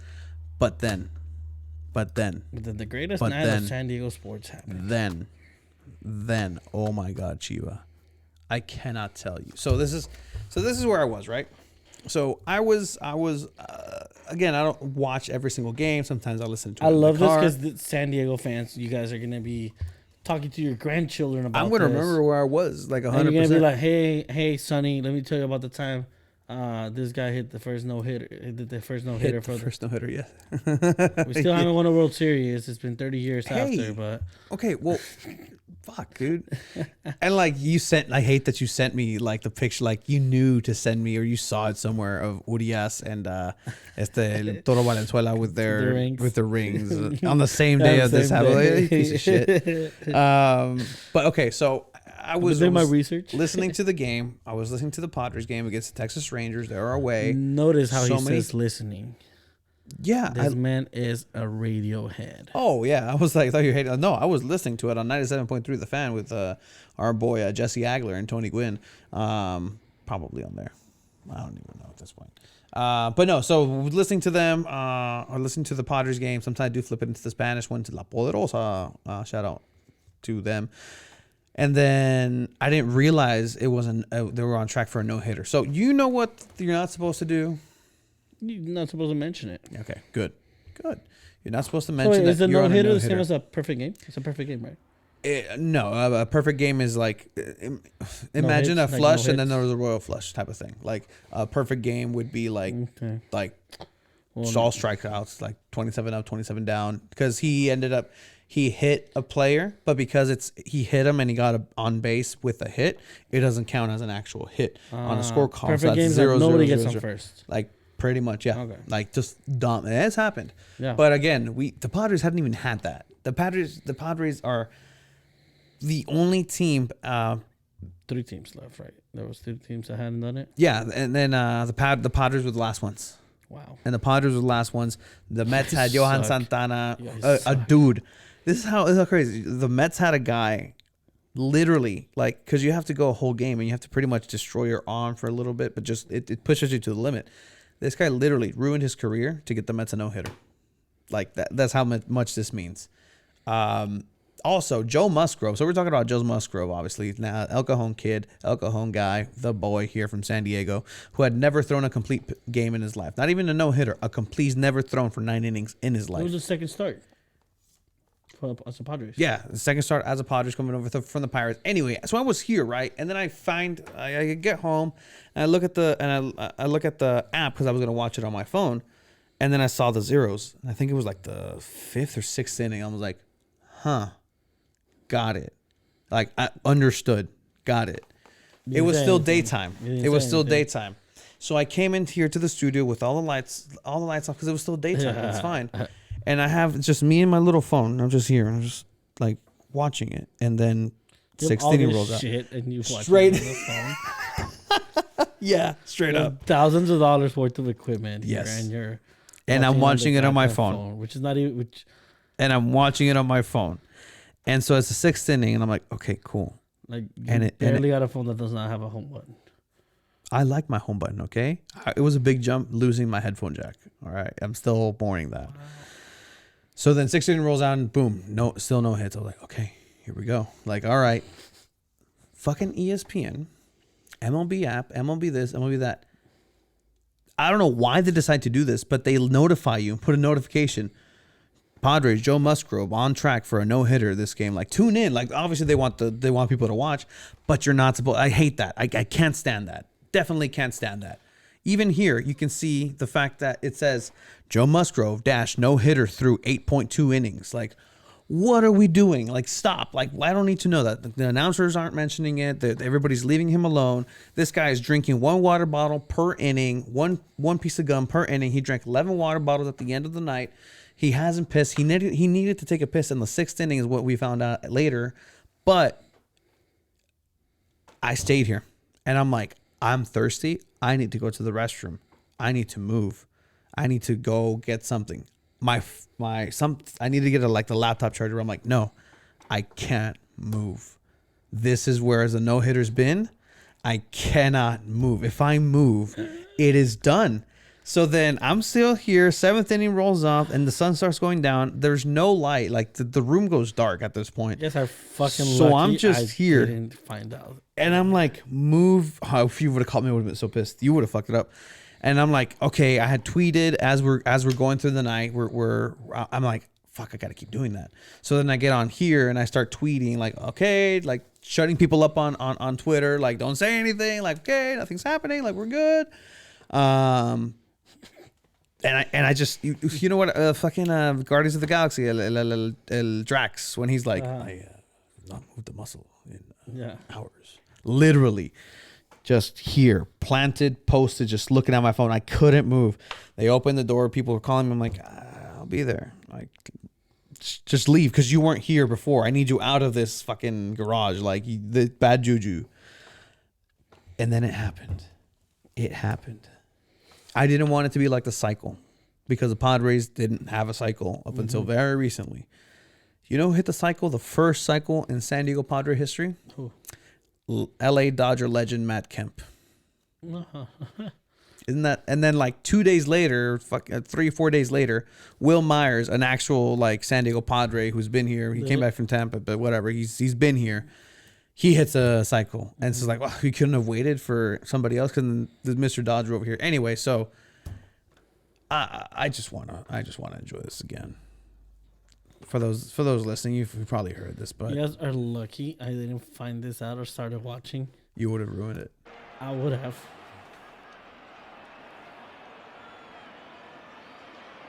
Ground ball to shortstop. Kim will go to first. The San Diego Padres get their first no-hitter in the history of the franchise. Imagine if that guy fucked it up. It's happened. It's happened. No, it really has happened. Let's go, Padres. Come on, get it done. Man, had I jinxed this? Talk San about Diego. wanting to be hated. Talk San about wanting to be Diego hated. would- Like, I'd be the most hated person in San Diego because you could probably find evidence of me jinxing shit. I mean, like, you know Neta what? This Casino, guy's the you really fucking are a ultimate jinx. You really are a jinx. And then in the game, there's like the whole thing, like, will he come out? Because you want to save that arm. Like, obviously, you need him in the long term. Like, what if he fucks up his arm just by trying to do this? There's something called a combined no-hitter, which still counts as a no-hitter, but that just means like he didn't complete the game. But still, that's like, you know, it takes some shine off. It's like getting an A or an A+ type of In thing. the group project. And yeah, exactly. Yeah, exactly. You Right. did all the work. Yeah, exactly. And then I so love those people. Thank you guys are blessings. that was me. Thank See, you. no, You're you know great. who I was? I would call you out. Like, No, I would este do work. cabrón I no would hizo ni do work. madre. I would do work. Este cabrón no hizo ni madre. No, that's not Maestro, professor, this one Oh. didn't do shit. Oh, gross. So I need you to give me. No, you know what I'd do? I'd make it undeniable the fact that you didn't do it. Because at this point, in the presentation, in a that'd be cl- fair. And if you in a- have to yeah, present yeah. it, it's like, hey, so talk about your slide. bitch. Just staring at them. Yeah. Oh, well, and then just reading off the whole PowerPoint. Like, people are so bad at presentations. Ni respiran abajo del agua. But yeah, so Joe Musgrove getting the first no-hitter, El Cajon guy. His family owns Changed his Twitter name to Father Joe. He did change his name to Father Joe. Jake Peavy wearing the number 44. man. He's wearing number 44 for Jake Peavy. Are you superstitious with anything? I mean, I am. Fucking clearly, I am. Like, I have to didn't be, I move guess. for I'm hours, and I've done some ridiculous Maybe I should stuff. start. I jinx everything. So Maybe you should. Maybe you start believing in superstition. You get good, positive juju. Like it's not. I believe in manifestation. Oh, You manifest good things. America once believed in a destiny manifestation at some point. And led to with that angel heading into the west. You want to know something? Like, again, like there was this part of me where I'm still like I'm still an immigrant. So like there in the textbook that when we were learning immigrant. when we were watching learning about manifest destiny, I asked the stupidest question because I saw the picture exactly of that angel leading into the west and whatnot. And like, oh, manifest destiny. And I was reading ahead and like, I asked like, is her name Destiny? And like the other like two smart kids and like just trashed me. I still remember it to this day. I was in 7th grade, Miss Watson's class. Like, Miss Watson, life is good. That's how you remember. But that's how you remember it. The manifest destiny. Oh, her name's Destiny. Is her name Destiny? Just like I thought like this was a lady like Underground Railroad. Like she was the one that led the people that way. Like no, that's just the depiction of an angel. That's great. Oh man. All right. So you guys been waiting for it. Absolutely. We do have an SD Loyal Insider. So we coming do on. have a SD Loyal Insider. Let's talk a little bit and set it up because San Diego Loyal did have another preseason match against Seattle. Against Seattle Sounders MLS team. So good. I mean, Yes. look, I had a controversial little take when I called you. I'm like, Are we just the MLS's punching bag in preseason? And the way I saw it is, you know what? Oh, you saw it. Oh, the vato, you saw The it. way fuck you. The way I see this preseason, I did because send they you the haven't link. won game. The only games they won was against 1904. Mm-hmm. It's not about winning or losing the games. Obviously, you want to win. Mm-hmm. You are playing Seattle Sounders. You lost 1-0 against them. Okay, yeah. It's not that bad. If you're telling me our team can compete against an MLS team and lose 1-0 against Seattle Sounders, which is not just any other MLS team. They've won championships before. Yeah. They're a respectable, solid MLS team. It gives me hope for the future. It really does. And so here's the lineup. I believe this is the first lineup here at 4 p.m. because then there was the quote unquote nightcap. The first team is goal kept by Austin Guerrero, who was the captain for this. So congratulations, Austin, on captaining the team. Capi Austin. El Capi. Capi Then we have Guerrero. Captain Swole, bro. Elijah. You know what, Austin? You're my Captain America. Not Pulisic. I like that. Yeah. I mean, in a street fight, like Austin would fuck him up. Austin, we'll get okay. Look, put all this exactly. players. That's exactly where I'm going. Like, I think Austin wins. no.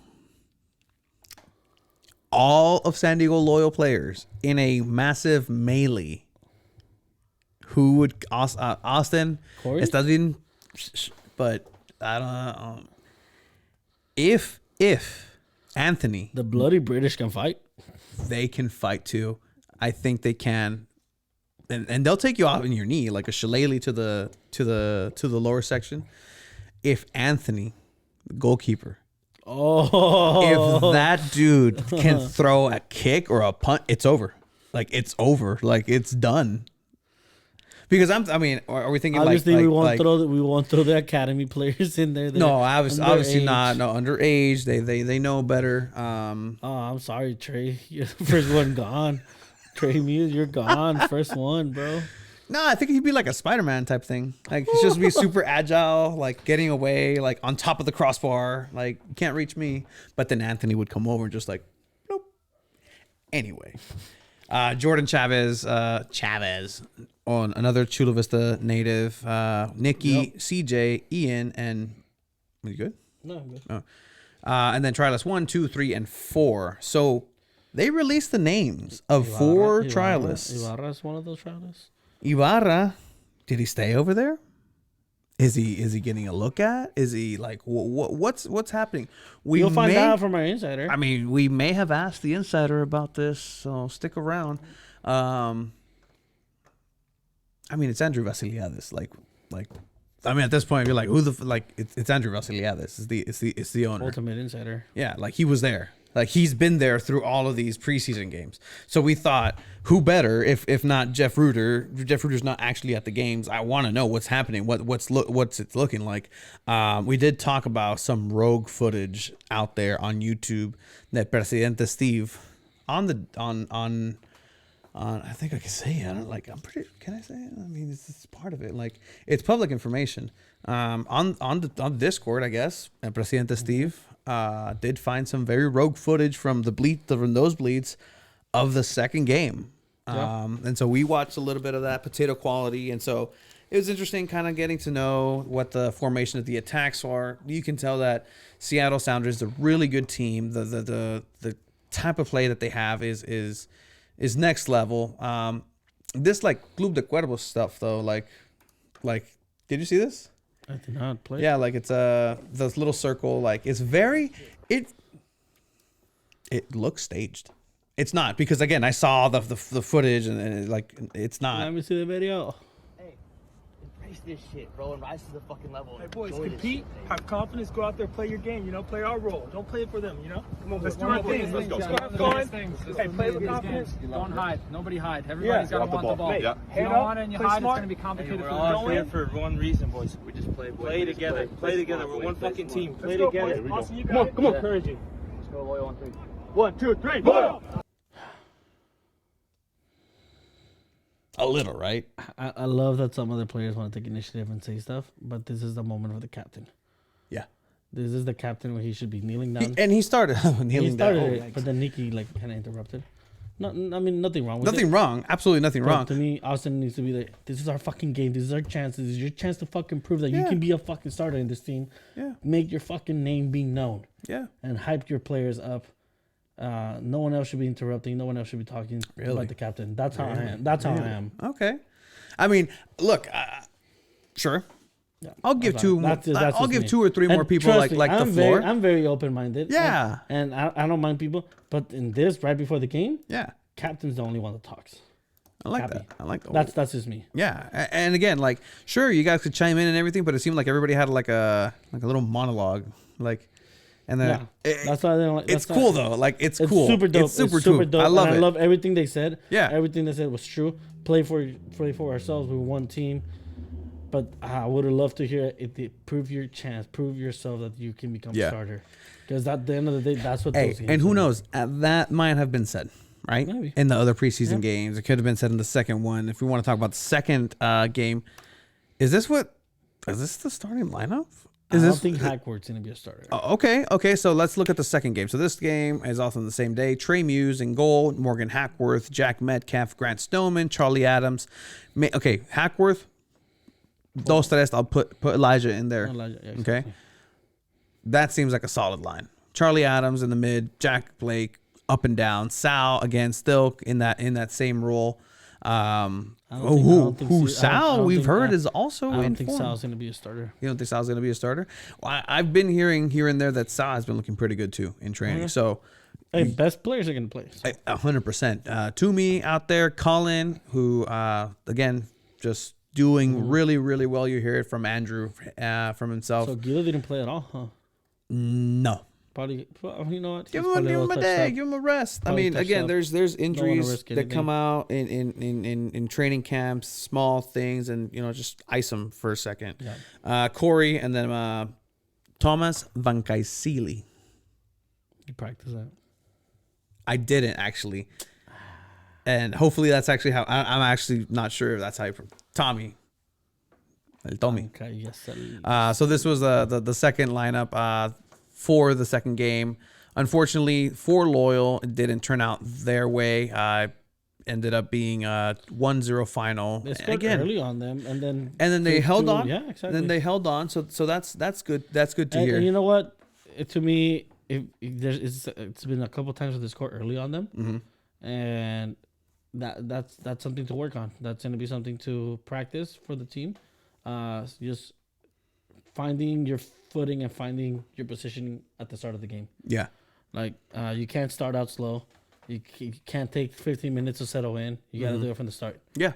Whether it's intensifying the warm-ups or just practicing that at the beginning, just positioning and controlling the ball at the beginning. Whether you guys have to just touch the ball around and kind of feel that for the first 5 minutes. Yeah.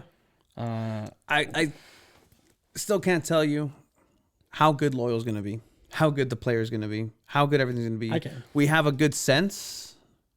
I think it's going to be a great season. I think it's going to be a great season. But I'm antsy and wanting to know for myself how everybody, how it's all going to look like. I want to go ahead and look. And speaking of somebody who's actually been seeing all of this, Mr. Andrew VASSILIADIS. So before we go into that, we just want to say thank you for all of our sponsors. Tacos El Vaquero on 3rd Avenue. Check out. They're going to be involved in our ticket giveaway. I was at the Rady Children's Hospital vaccination over the weekend. Yeah. Fantastic. I was over at a Saturday league in IB that started, which 2000 Mike's kind of involved with. Yeah, apparently we were a sponsor. We have a logo on a jersey. That's pretty cool. Yep. But again, shout out to everybody over at Rady Children's Hospital doing fantastic work, getting vaccinated. Shout out Tom Phillips and everybody that we met out there. Tom Phillips setting it, putting it together. Yes, sir. Shout out to Tacos El Vaquero, of course, and shout out to PB Imports, European Imports. Arreglen su carro. Check them out. Do they change tires there? No, maybe. Maybe. I got a guy for you. I'm gonna have to. I got a guy for you. Make him a sponsor. Anyway, so we're gonna go ahead and throw it over to the interview that we had with Andrew. So go ahead and enjoy. Thank you. Like, share, subscribe. 2 balls in the mic. later. Please welcome El Jefe, the boss, the chairman, the Vince McMahon of San Diego Loyal, Mr. Andrew VASSILIADIS. How are you doing today? Tony, you can have me on as many times as you want if you keep nailing my last name like that. I appreciate it. 100%. We even have the spelling. I would copied paste from the USL. Wanted to make sure everything's fine. But yeah, VASSILIADIS. It's a very cool name to say, and it just rolls off the tongue. How are you, Andrew? We've had you when there weren't any sports, and now we have everything coming back. But how are you doing in this preseason for you? I'm doing really well. I'm excited to be in preseason. That off season was a little longer than normal, and I'm ready to get it going again. 100%. And I mean, we don't want to dwell too much in exactly what happened last year because there is a future. If you look right behind Chiva, there's a schedule right there, and we're waiting to cross some of those off and hopefully put a W next to the column. But you were one of the only people that were in the stands for Torero Stadium in last season, and this year with the vaccinations and the rate that California and the direction that we're moving into, hopefully that's not gonna be something that happens ever again. Just the empty stands, right? That hopefully, because I've known the Padres had pretty empty stands for a couple of years, not now, but. How was that experience for you? Obviously, no fans, no cheering, no locals. We had March 7th, but you went through a whole season with the empty stands with you and your team and your guys out there. What did you learn? What were your experiences like through that season in retrospect? Yeah, first thing I want to get out of the way, it's not my team, it's the city's team. I'm just the steward of it. It's a very interesting question, because there's probably a couple different answers. In the moment, it was extremely important to me because, we had lost so many other aspects of our daily lives that to be able to go to something and feel a sense of normalcy was a great feeling. So in the moment, it was very therapeutic. But when I reflect back on it after it was over, it was disheartening because I wanted people to be there. For 15 plus years, I made a living as a DJ and in the nightclub world. And that was about bringing people together to enjoy an experience. And that's what this is as well. And to not share that experience with the people of San Diego was not fun. And that's what I look forward to the most as we get back here is getting to see fans in the stands. I will never, for the rest of my life, take fans for granted. Whether there's one or two in the stands or we have a sold out house. I will never take fans for granted after this experience. That's for sure. Yeah, and I'm speaking of the fans. I mean, I know it's been a long season with no fans, and a lot of people are waiting to get back in the season. So, what's your message to the fans, letting them know, hey, you know what, we're back. We're hoping to get it. What's your message to them? The message is come enjoy the party. A few of you guys were there last season with me, and the interactions that we had, the goals that we got to celebrate, that's what it's all about. So I can't wait till we punch the first one in the back of the net against Las Vegas or whoever it may be. And just to see that shared experience of maybe a father hugging his son or a family member high-fiving another family member and enjoying that experience. So just get ready for the party. Just come and enjoy the experience. And we're going to do it in a safe as possible, in a safe manner and in the best way possible as we learn how to come back to hopefully what is 100% attendance rate. Definitely. And, just a quick plug here. I don't know if you know this, Andrew. We actually purchased season tickets, and we have 2 season tickets for every home game, and we're going to be giving those tickets away to anybody who wants them, and some people who are essential workers who have been working, to people who might not be that familiar with soccer and just want to get out there. So we have 2 season tickets in the local section, so that's going to be fun. And we have June 15th, hopefully a day that everything goes as planned. And then the first home game is going to be that Phoenix home game, which, again, don't want to talk too much about last year, but I do want to point out that I was at that last home game with Phoenix when everything went down.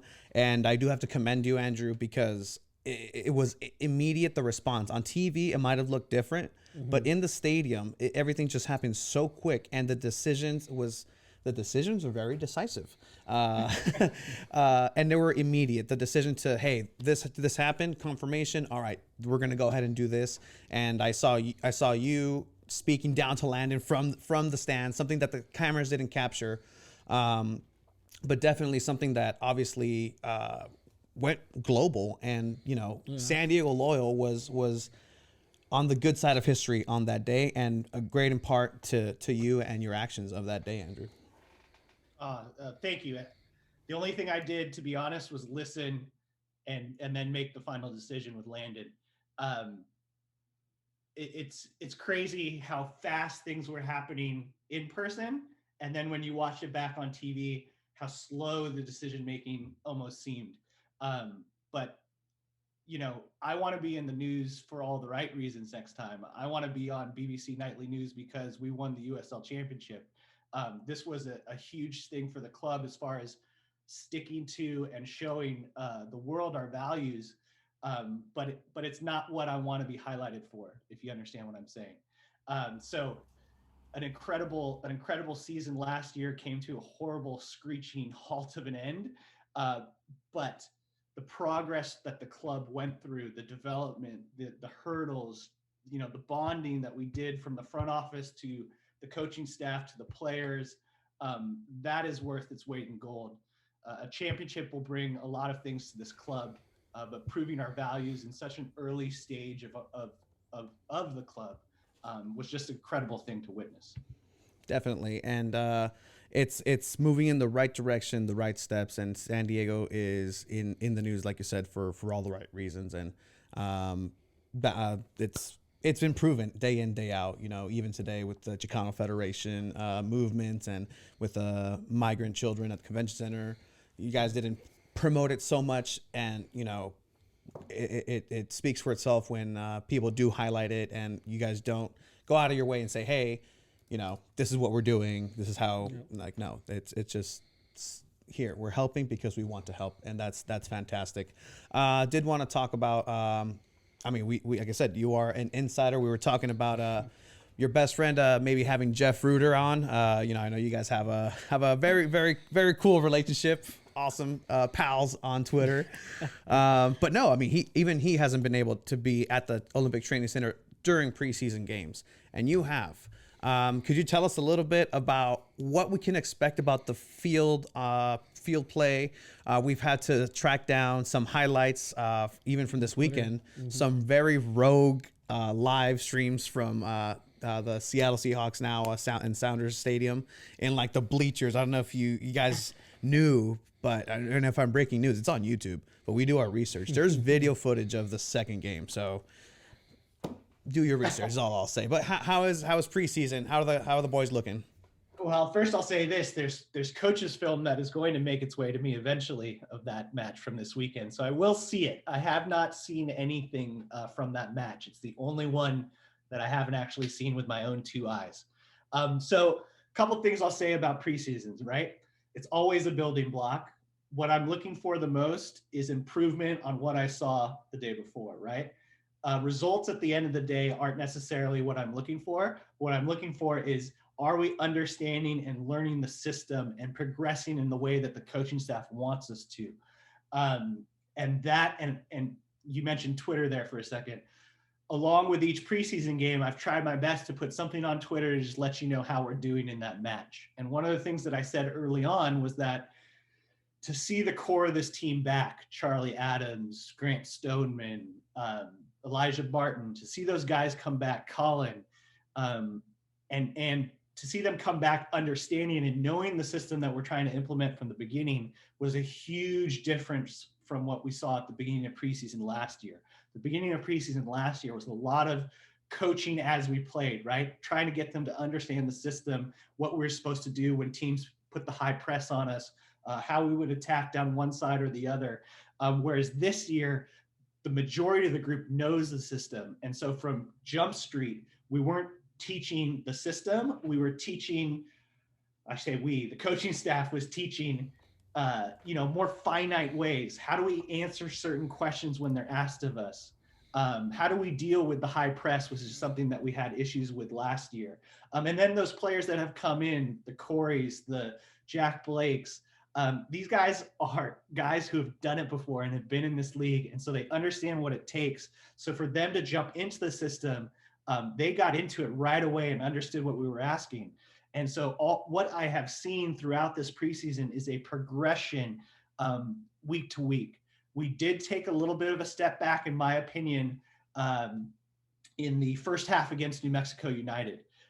After that first half against New Mexico United, we figured it out. We played much better in the second half, and I felt much better. That was the only time this preseason where I felt a little worried about, we took a step back in our progression. They were doing some things that we hadn't really seen yet, and we figured it out, and we handled it, and we made some substitutions that really helped us out. So progression is the word I'm going to use. That's what I'm seeing. The other thing that I want the fan base to know, do not worry about chemistry at all with this group. The chemistry is so high. The way they handle one another, whether it's a good thing or a bad thing, whether they've done something positive or a player has made a mistake, there is leadership in the group at every single level, from the young guys to the old guys, that is just phenomenal. So I never worry about, do we have leaders? Do we have, men that are going to take control on the field? They're there. And then the one thing I'll add to that, I'm so happy to finally be able to announce to you guys, we announced it, last week, the Loyal Next program, right? Yes. Those 4 academy kids, they've been with the group from the beginning. We just have to wait for league approval and all that stuff before we can announce it, right? So a lot of them you saw were trialist, whatever, but those group of kids are really the future of San Diego Loyal. Now, does that mean they're going to suit up with the first team? I hope so, but that's not the type of pressure that I'm trying to put on them. What I mean is they are the beginning of the academy program in San Diego, the pathway to pro. And what I've seen out of the older group of guys, the guys, the first team players, is complete acceptance of that group without any instruction from the coaching staff to do so. People like Austin, people like Corey just took them under their wings. They picked them up for practice. They make sure that they feel like they're included in the group. They're not, here are the first team guys and you're over here doing your own thing. We're one group of players and they're bringing them up together. And that's huge because now they've set the standard. Yeah. So when these young kids bring in the next group, they know what's expected of them and how to treat one another, right? They didn't come into an atmosphere where, Corey makes this much money and he's never talking to me, or he doesn't give an F about me. No, it's your job to bring up the next group that comes through. And that's how we're going to start leadership with those kids as well. So I'm very happy with where the group is at today. From what I heard from Landon, he's very happy with what he saw in Seattle. I will make my own assessment of that when I see the film. No, it's wonderful. And again, shout out to Coach Matt Hall with the Loyal Select program, because that's another thing that's, it's purely San Diego. Matt Hall knows San Diego soccer in and out. And so the fact that we have somebody leading that project from here that knows the program, that knows San Diego, that knows the land, that knows the area, that knows the players, and bringing those local influences into the actual team is huge. So shout out to you guys for that. And there's another, there was trialists and then there ended up being the kids. Do we know anything about other trialists? Miguelito, like Ibarra, something like that. A lot of rumors on Twitter going on about that. Is there any breaking news that we want to break, or he's just still chilling with us? And he's still just chilling. He's staying match ready. I can't say any more than that because there isn't any more than that right now. And then the other trialist guys are doing their best to make an impression and see if they can steal a spot from somebody. Oh, love it. Love to hear that. I love to hear this competition all around in the team. So ultimately, what are your expectations this season for this team? Is it going to be winning the USL Championship, or is it more like just making the Presidents know that the team's still here? It's kind of still, in a way, year one because it's going to be a full season finally. But what are your ultimate expectations for this team this season? Once all the players were in town, I hosted them over for a luncheon. I did it last year as well. Last year, when I spoke to everybody at that luncheon, I said, I believe that we're a playoff team. And minus what happened at the end of the year and maybe a better result here or there, we were definitely a playoff team. When we had the luncheon this year, I looked at the group and I said, this is a championship caliber team.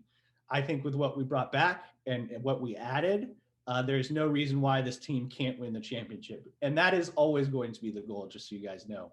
I have tasked the front office and our coaching staff to make SD Loyal the pinnacle of soccer in North America. That's in this league. That's, in US Open Cup. Whatever we do, we're going to compete and win at. We're going to have the best front office. We're going to have the best coaching staff. We're going to have the best team on the field. So my eyes are on the prize this year. I know it's going to be difficult. Like I said, Mexico came and played us in a preseason game and played us hard.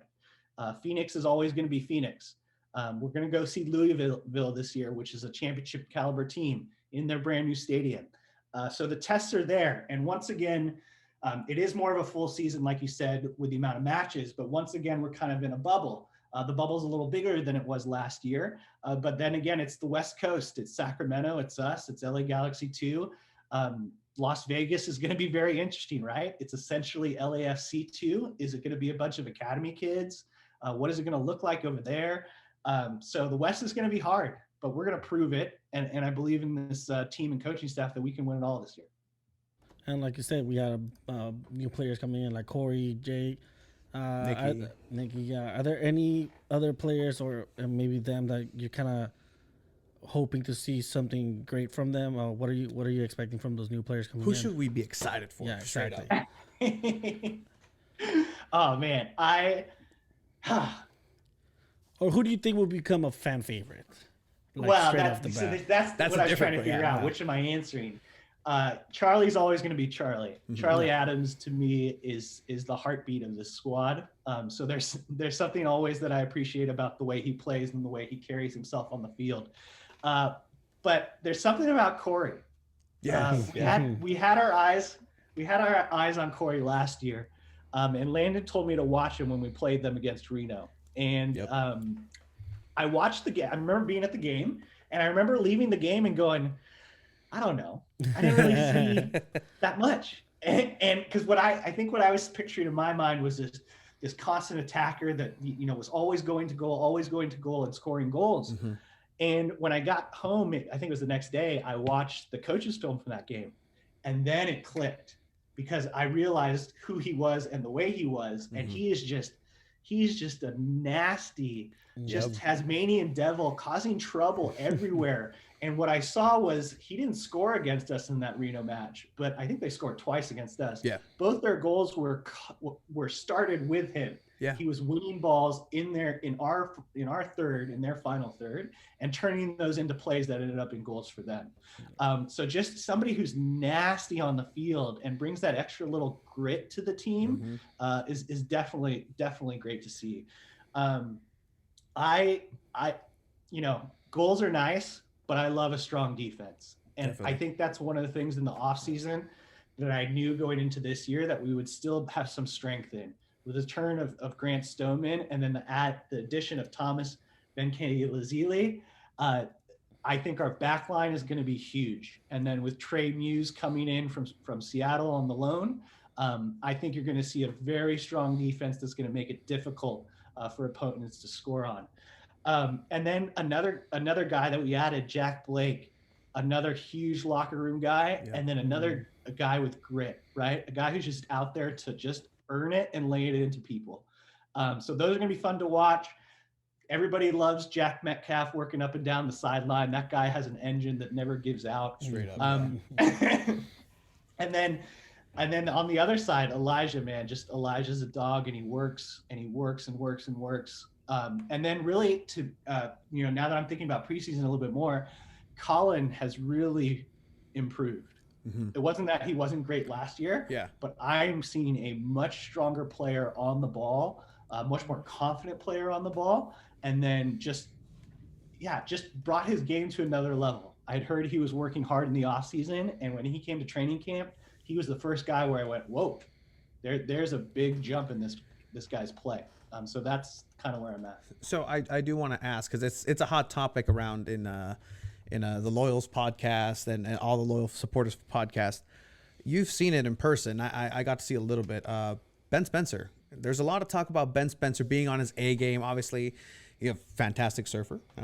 Check out that great piece.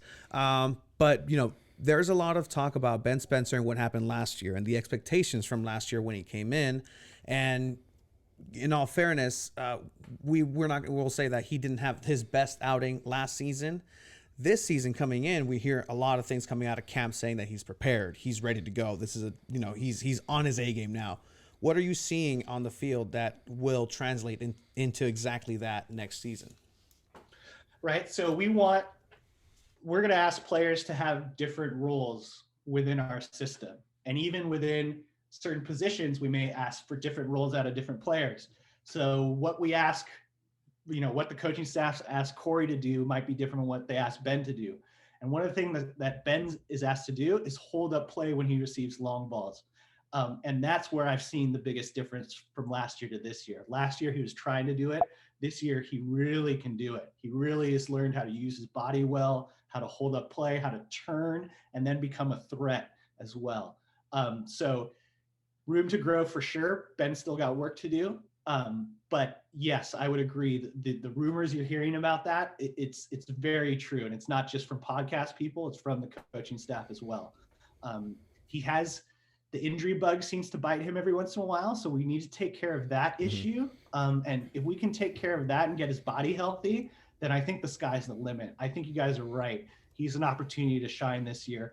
Another one, Toomey. I think Toomey got hit with a little injury at the end of last year, and it just wasn't the player that I think we can expect to see this year.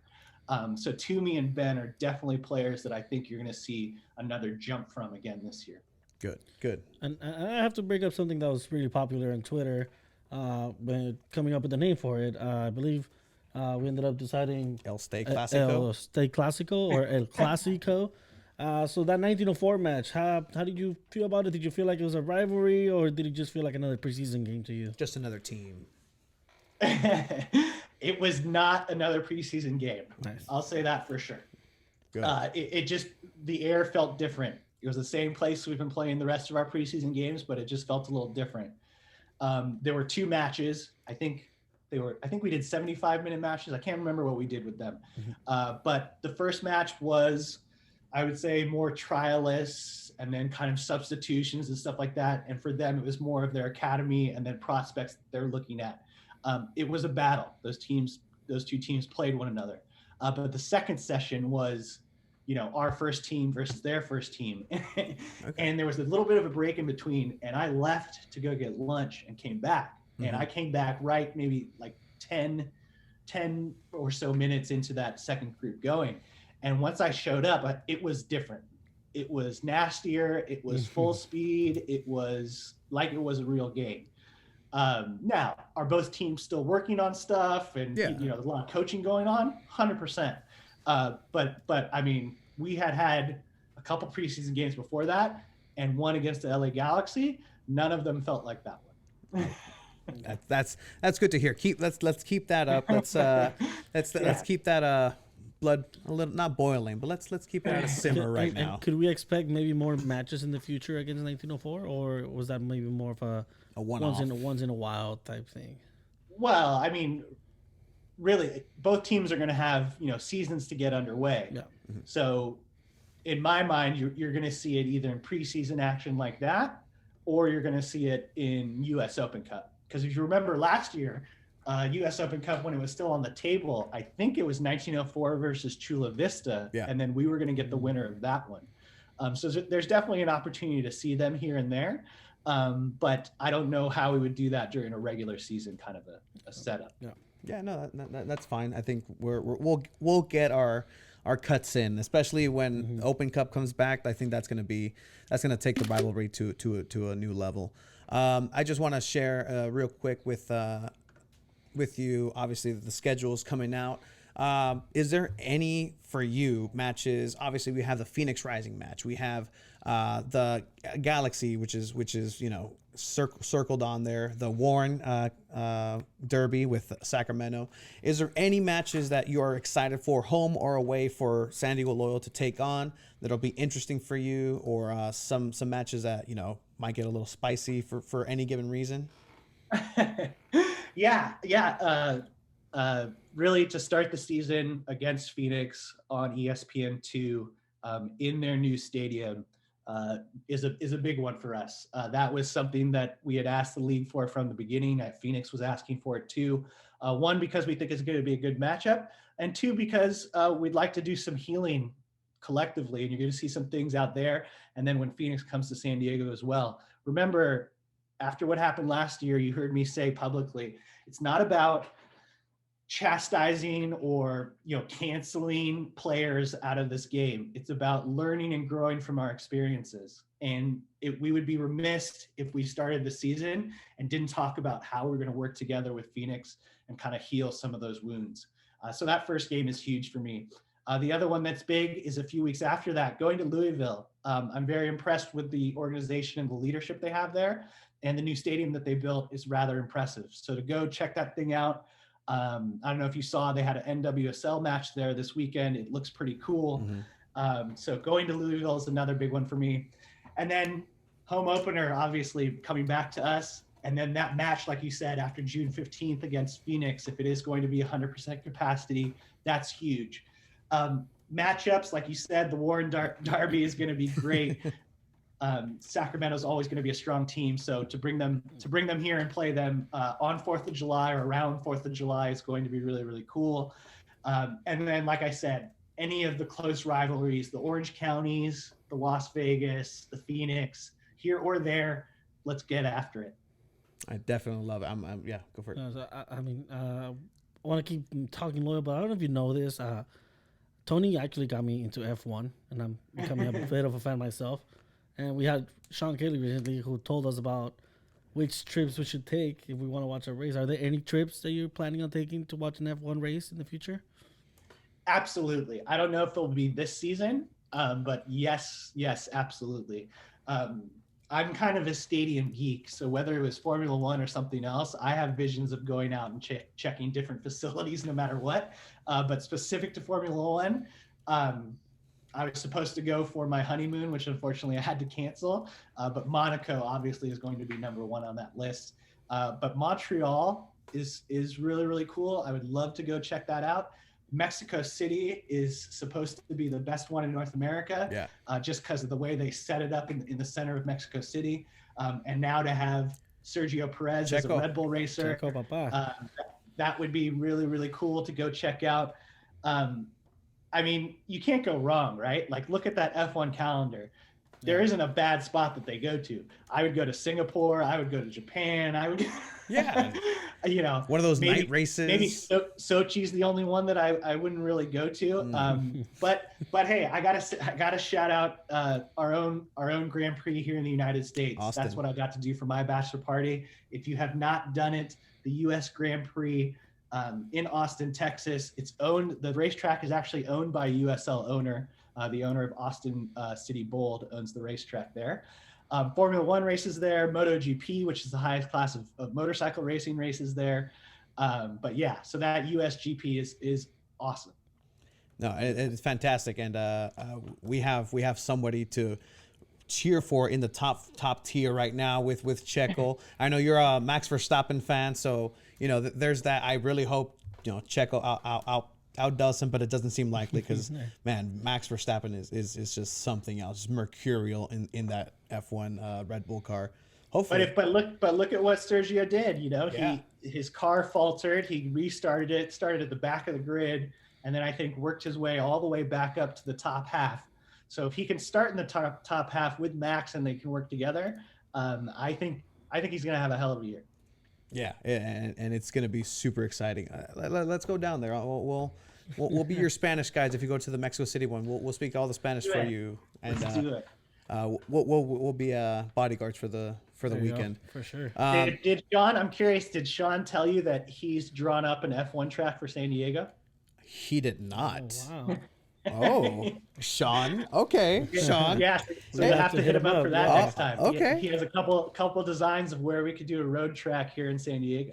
Well, I mean, if everybody goes to the destinations like Dubai, that Mediterranean weather, we have it here in San Diego. Why not? Why not? Exactly. That's fantastic. I do want to say that, Andrew, you've been really involved with the community. You yourself, obviously, you say that this team belongs to San Diego, but it's really important that you guys not just put your money where your mouth is, but your time and effort. I don't know if you know this, and it was actually a surprise to people in the office when I brought it up to them. You're making house calls for people that are doing contact us through the website for some time. I'll put it to you this way. My sister came up one day as we were recording and said, "Hey, I had somebody from Loyal just call me." I'm like, "What? Like, what happened?" It's like, "I don't know, some European guy. He sounded European." I'm like, I don't know about that because I know everybody in the office pretty well, and I don't know about a thick European accent. He's like, "All right." And she was complaining about how she was trying to get me a Christmas present, and 3X isn't as prominent with the store. And so it turns out that she was upset, and she called and left a feedback. Please excuse the interruption for this episode. Unfortunately, the story that Tony just told was inaccurate. It did not happen. And he still went on and rambled and kept telling him how much he did this and how great of a person Andrew is, because he is. Only to realize that it was not him. I would love to take the credit, but she did not talk to me because I never took that phone call. Wow. Wow. Okay, now that's a mystery. That is a mystery. But when she says European, did she mean British? Because then it's Alec. Well, it was that's what she had said, and I don't think it was because she didn't know how to identify this accent. And I'm like, is it even European?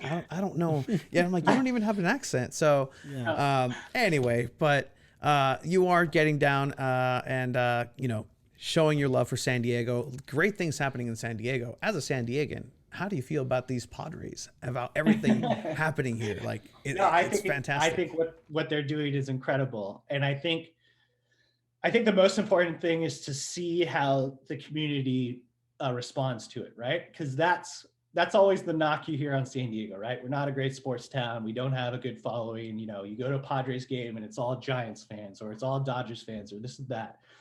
What we have shown is that if you put the product on the field that's worth us caring about, we're going to show up for it.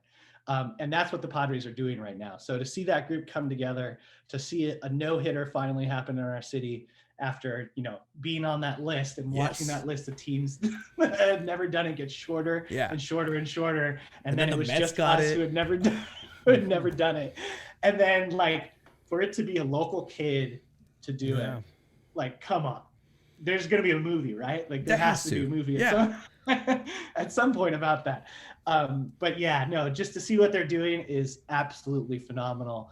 And it's what the city needs, right? We're coming out of a horrible pandemic. We need things to gather around and appreciate. And the Padres have started out with a great April, and we're gonna lead into that with a wonderful May. I love it. And this is, again, if everything goes as planned, and hopefully everything does. I had a chance to go and volunteer at Rady's this past weekend, and there's a lot of people getting the vaccine, and hopefully we'll move towards having as many people, hopefully 100% capacity, back this season. Andrew, thank you for your time. Go ahead and give the locals, Los Chavos, everybody who's a San Diego Loyal fan, who isn't a San Diego Loyal fan right now but will be, give them a message for what exactly they should look forward to in this next season from San Diego Loyal. Like I said, we're going to put on a show. We're here to entertain and excite San Diego. I think I've helped put a team together, both in the front office and on the field, that is going to execute on that. We're so happy to finally be able to get back into the community as we get closer to June 15th and pass it. You will see us more and more around. You'll see us at the beach. You'll see us downtown. You'll see us in your communities spread out throughout San Diego. That all got shut down last year, but it's all coming back this year. So we look forward to seeing you at USD for our home matches, but you will see us throughout the community throughout the season. So I look forward to seeing everybody at the stadium. Say hi if you see me. Don't be afraid. I'm very easy to approach. And let's get some wins here. I'm on board Love for it. that. I Thank love you for your time, Andrew. And let's go loyal. Almost loyal. Really I'm appreciate loyal. it.